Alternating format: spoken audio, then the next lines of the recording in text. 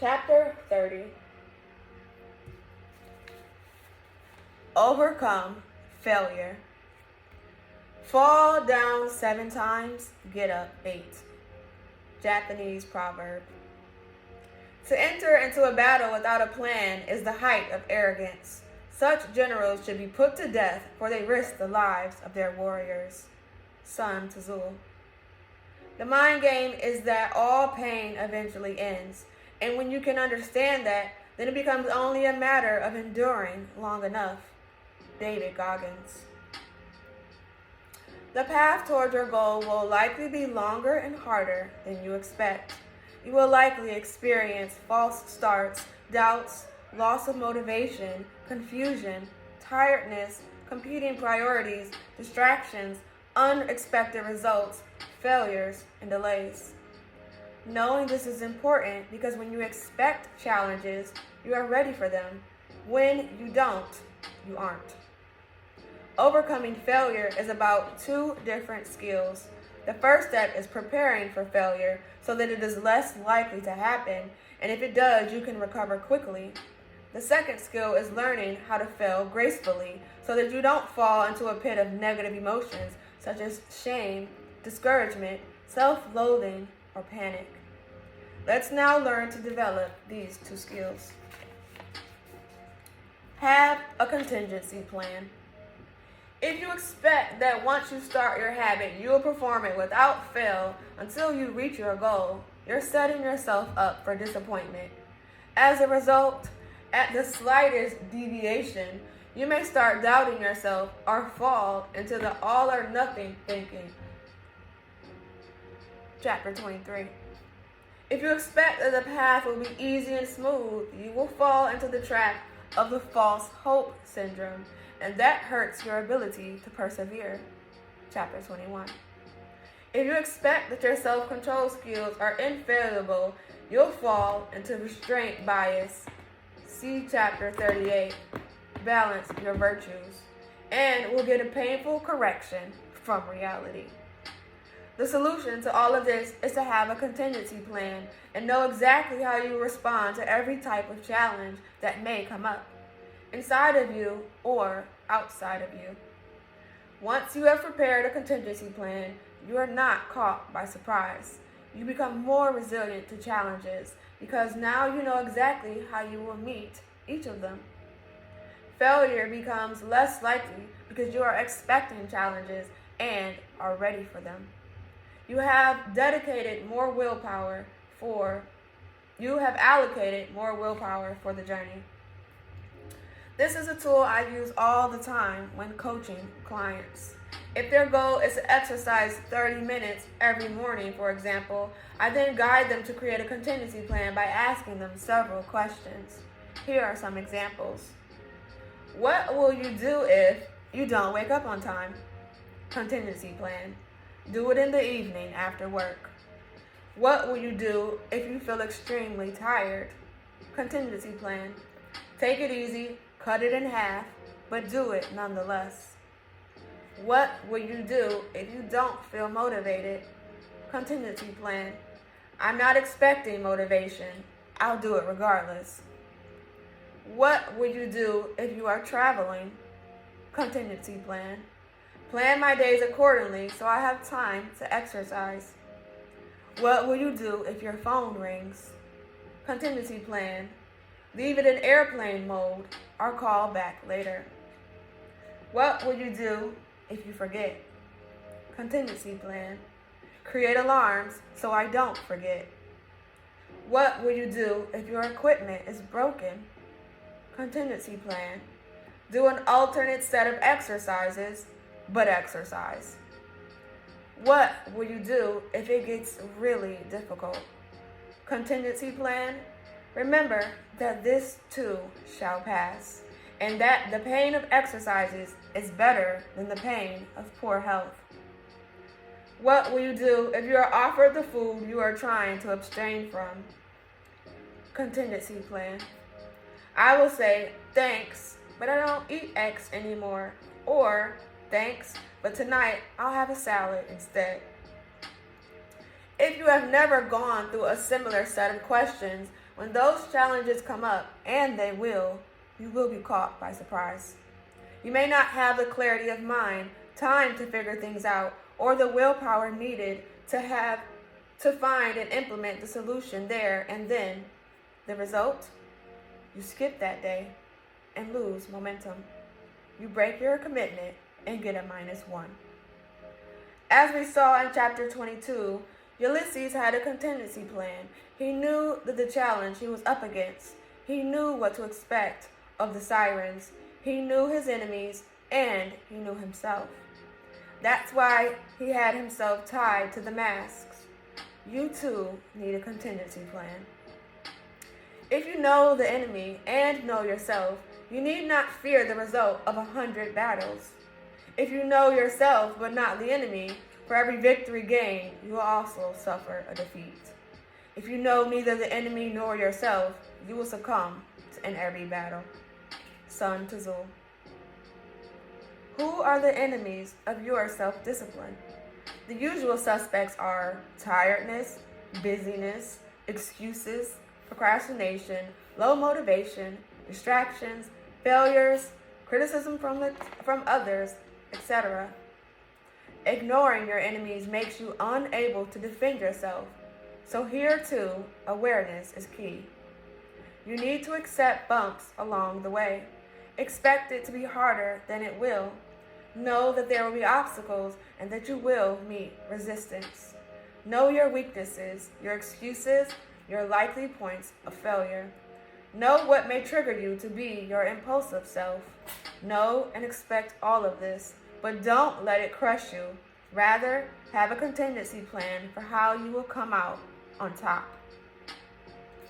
Exercise. Create your contingency plan. The next step is for you to go through an obstacle, audit, and create your contingency plan. You will create simple if/then scenarios, also known as implementation intentions. Number 1, make a list of all the challenges, excuses, and obstacles that may tempt you to skip your habit or break your resolution. If blank happens. Next to or below each item, write how you will respond.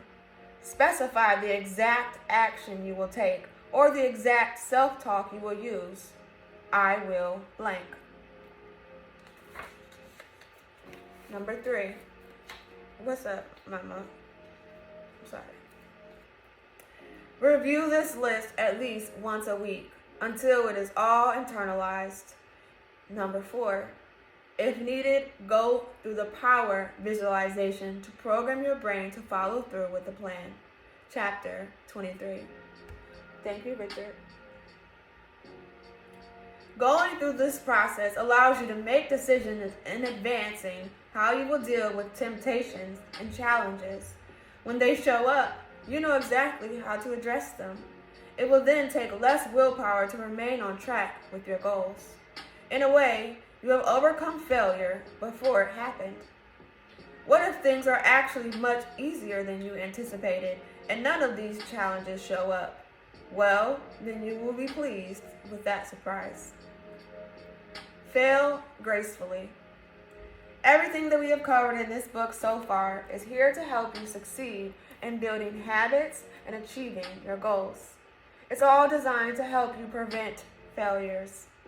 For example, we talked about focusing on the process and not obsessing about the results. We talked about starting really small, baby steps and minimum avoid action, and growing gradually.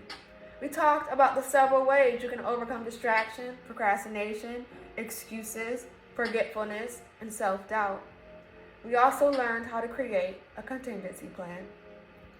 Yet, even if you have the best possible tools and make a sincere effort to follow the principles in this book, you will still face setbacks and likely fail from time to time.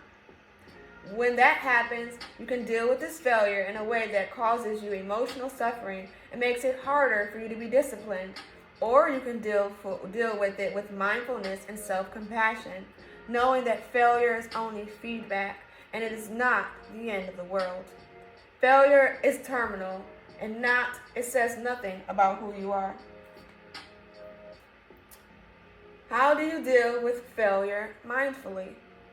You simply acknowledge what happened, learn from it, forgive yourself, and take action. Recommit. Mindful self-discipline is about awareness, and as we saw in chapter 16, awareness is neutral and does not require shame or guilt. If you forget your habit, end up procrastinating, or succumb to distractions, accept it and move on. If you tell yourself a lame excuse and believe it, learn from it and move on. If you had a bad week full of relapses and poor decisions and got a -1, then you can count more -1s than you can count. Forgive yourself and move on. Shaming is not effective. Transforming yourself is not easy because there is a tremendous inertia holding you back. This inertia wants to keep things as they are, but you want to change them, so you need to be stronger than that inertia. Sometimes, though, the inertia will win, and how you choose to respond to these temporary failures will determine whether you remain on track or not. As we saw in the awareness pillar, when you shame yourself or go on a guilt trip, you are creating a state of emotional duress. You are creating needless suffering for yourself. And you know what we are really good at doing when we are suffering? Seeking quick relief. So adding shame, blame, or guilt to the mix only sets you up for further failure because now you're in a state of emotional duress and will seek relief through instant gratification and distractions, which offer you a feel-good experience for close to zero effort. The conclusion is clear. The more you shame yourself for your failures, the more likely it is that you will give up, or at least to further stray away from your ideals. The same thing is true from other forms of negative self-talk, such as self-criticism, guilt, or feeling disappointed with yourself. For most people, then, shaming is an ineffective strategy that just paralyzes them in fear of experiencing that emotional stress again. Yet this is not a universal rule. For some people, a healthy dose of self-criticism and fear of experiencing shame can be the fuel they need to move forward and do something they actually want to do. How do you know which of these two you are? It's simple. Just observe what happens when you shame yourself. Do you feel more driven and then go forward and take positive action? Thank you, Heavenly Sent. Great. Then use that fuel if you wish. But if instead you indulge and procrastinate even further, then practice being kind to yourself and failing gracefully by using the Alpha method. The Alpha method. Acknowledge, learn, forgive, act. The Alpha method is a process of forgiving yourself and starting over. And it's a nice coincidence that it sounds just like Alpha, the first letter of the Greek alphabet and the symbol of the beginning of all things.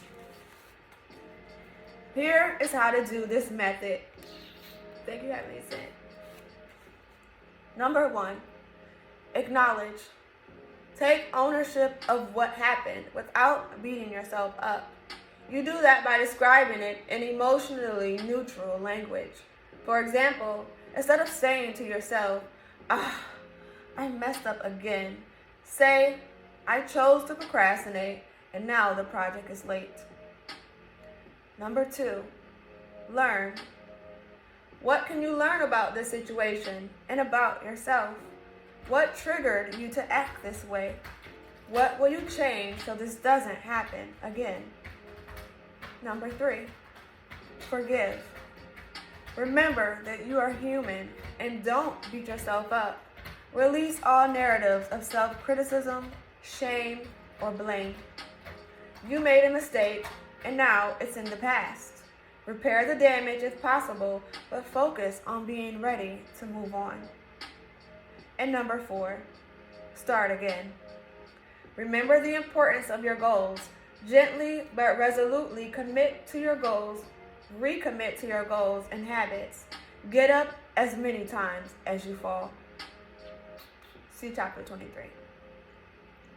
In moments of discouragement, remember your aspiration and goals. Your goal is more important than your failures.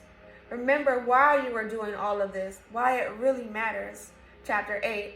And know that everything else shall pass. If you need extra inspiration, read success stories of other people who did what you are attempting to do and the failures they faced along the way. Do whatever you need to do to move on from the self-pity stage so you can once again be on track with living your designed life. Key points. Theory. Overcoming failure is about two different skills. The first skill is preparing for failure so that it is less likely to happen, and if it does, you can recover quickly.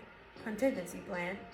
The second skill is learning how to fall gracefully so that you don't fall into a pit of negative emotions such as shame, discouragement, self-loathing, and panic. Contingency plan.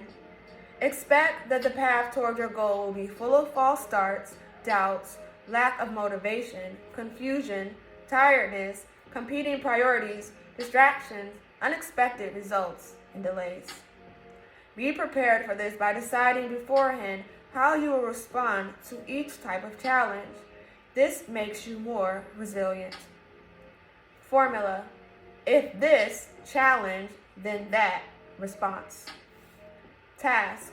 Create your contingency plan. Review it weekly. Fail gracefully. You will likely fail from time to time. When that happens, you can deal with it in a way that causes you emotional suffering and makes it harder for you to be disciplined.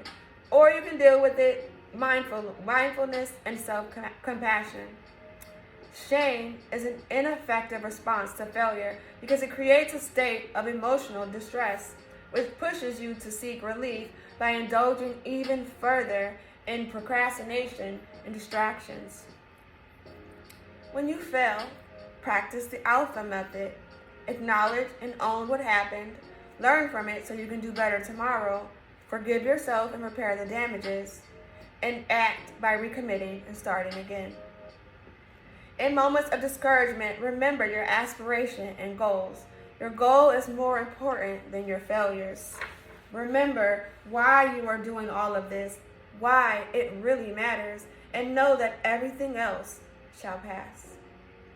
If you need expert inspiration, read success stories of other people who did what you are attempting to do and who overcame similar challenges along the way.